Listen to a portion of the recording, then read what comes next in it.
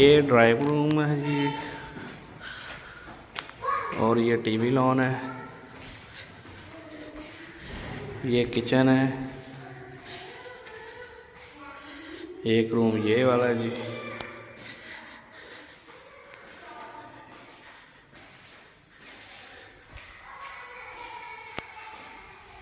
ये वॉशरूम है इसके साथ ही, वेंटिलेशन के साथ ही।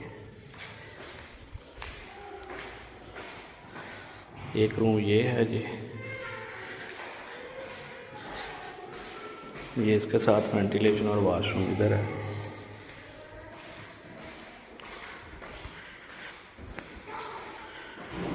टाइल पत्थर लगा हुआ है जी, दरवाजे लगे हुए हैं। ये सामने गेट है बड़ा। एक वॉशरूम ये है।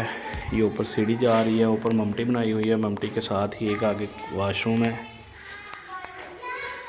सिंगल स्टोरी है।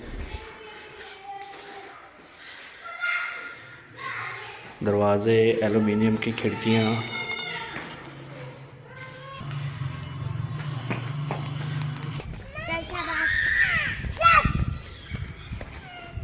इस सामने रेलवे लाइन है जी। ये मेन लाइन है सीवरेज की, नई अभी डली है, वर्किंग हालत में है। ये सामने जो है जी फाटक है, चुंगी फाटक जिसे बोलते हैं, वो आप देख सकते हैं।